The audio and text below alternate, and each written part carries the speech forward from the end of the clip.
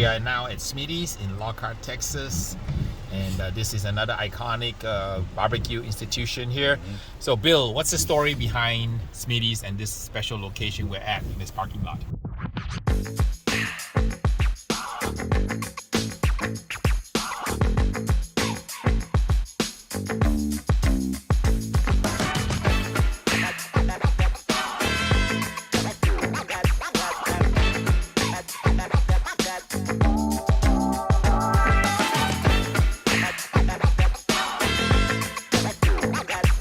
This is the original Kreitz location. Kreitz Market started operation in basically 1900, and they were here until about 1997. So from 1900 until 1997, Kreitz was here, and then there was a split in the family. The daughter got the building, and then Rick Schmidt got the business. But this building, it has some constraints. So she, the daughter, took the business and made it into Smitty's, and Kreitz moved down the road and built themselves a new building, which is impressive in of itself. However, this one is iconic. In fact, whenever Kreitz moved into the old building, they took the fire from these pits ceremoniously and drug it down the road and lit their own barbecue pits. So it was kind of a big deal because these fires never go out. You just keep restarting with the coal from the prior day. Pretty interesting, but I think all is well now. There's more than enough room in the town and in the state and in the country for more than one of these market style barbecue establishments, for which this is. This is market style that's derived from Bavarian, Czech and German influence in this area. Pretty cool stuff. All right, look at this traditional pit here. It's seen its age. It's actually falling apart. It's a pretty amazing place. So we're in the main hallway leading to the dining room and to the pit area here at Smitty's, which is the original Kreitz location. Why are the walls black? Is that all smoke? It's all smoke and soot from 100 years, well over 100 years of smoking. Now, see these tables? See this notch in the table? That's from these chains wearing on it.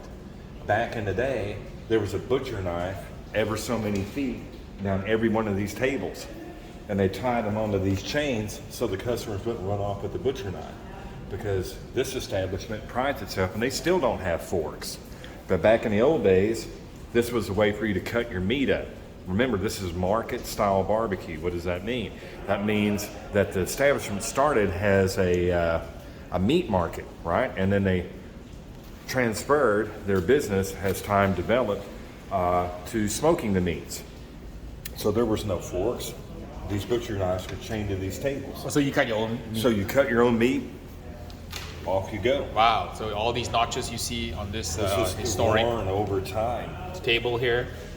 And you can't manufacture that type of history. All these awards It's going just- around both ends are all the awards they've won. And then over here, this is the meat market. Meat so market. if you want to buy cold sausage, you certainly can do so, as well as raw cuts of meat. This is how the business actually started. They were a butcher shop, right? Selling all kinds of raw meats, right? But in the days before refrigeration, they had to think about how to preserve meats, as it was starting to end its life cycle raw in the case. So that's when smoking the meats or cooking the meats on those big brick pits became very important.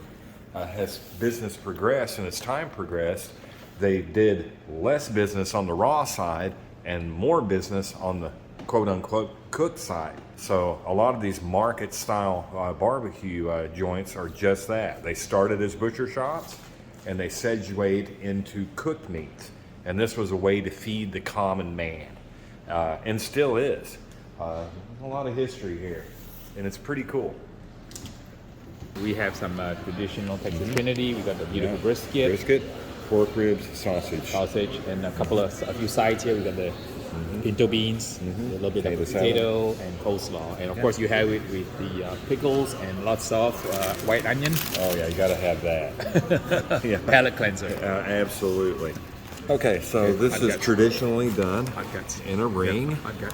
So you'll notice this is tied in a ring. Very traditional, small casing, very coarse ground. So looky here. Oh, yeah, from the coarse. inside out, we have a very a small ring, horseshoe ring, tied so it'll hang inside those pits properly, and very coarse ground. But it's going to be seasoned very simply. Let's try it. Okay.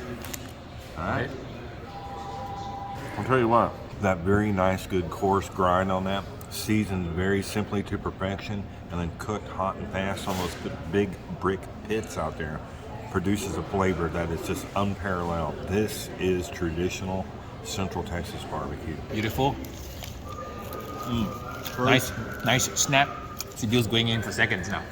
Pro tip, cracker, Sausage, jalapeno, one bite.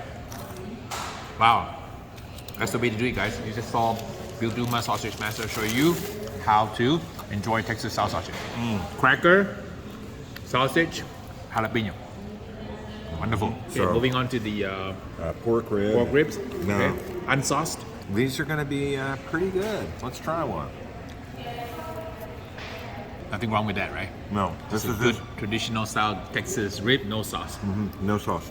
You'll notice that it's going to have a slightly drier texture, and that's just because of the cooking method out there. But I'll tell you what, this is just good, solid, good Central Texas barbecue. Good stuff. Clean bite, light smoke, not very heavy on the smoke. No, very light. Yep. I see my teeth mark here. Okay, now moving on to the main course here. A little fatty and a little lean on the brisket. I'm going to try this spot right here because it got the most, you can see that it got most of the heat from the pit. That's kind of my personal preference. I like that bite. Nothing wrong with that. Ready to go. That's very good. Very tender.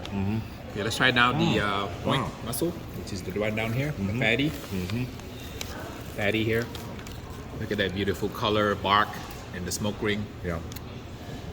That's good. To me, this tastes like history. 100 years of tradition, right? 100 In one years of bite. tradition. Yeah. One bite. Absolutely. This is really good. Very good. Smoky, beefy, all of the elements of traditional Texas style barbecue. Okay, we have just good old school pinto beans. Looks like something my mom would make, which is a good thing. Very, very simple. Just good pinto beans, a little bit of salt, a little bit of garlic. That's about it. There's nothing crazy about those at all. So no brisket trimmings, no chopped meat in there, just traditional, just beans, water, salt, garlic, much. and maybe some seasonings, right? Pretty much. Pretty simple. Yeah. Just a supporting player for some of the amazing barbecue. Next one is the Potato salad. potato salad. Okay. They call me tater salad. Potato salad. And it looks like kind of mustardy. It's Yeah. kind of a little bit of mustardy in it. That's pretty, straightforward. Not sure they make that guy in-house or not, but that's pretty standard, pretty straightforward, nothing crazy at all. Potato salad. Very traditional potato salad. Yep. Taste a little bit of the mayo, just a bit of the mustard. Just a great supporting player to the amazing barbecue. And moving on to the last one, which is the coleslaw. Coleslaw here. Mayo-based, yeah. Mayo-based coleslaw. Yep. Very standard. Nothing crazy. Yeah. Overall, I think this is an excellent representation of classic Central Texas barbecue, which is born, for lack of a better term, of Bavarian descent, the folks that helped settle this area. This is over 100 years of tradition sitting here on this butcher paper, and I love every bit of it. Spoken by Brother Bill, who is an expert on all things Texas and all things barbecue. He likes it, and I will tell you I like it too. So if you never had traditional Texas style barbecue with 100 years of tradition, and you want to have that ambiance, atmosphere, and then the smoke stained walls and the brick offset that's crumbling and falling apart, you definitely have to come to Smitty's in Lochart, Texas. This is some amazing, amazing food. I'll be sure to take some home for Mr. Beans, and thank you guys for stopping by. And thanks to all my patrons for keeping the lights on my channel, and I will see you guys in the next video.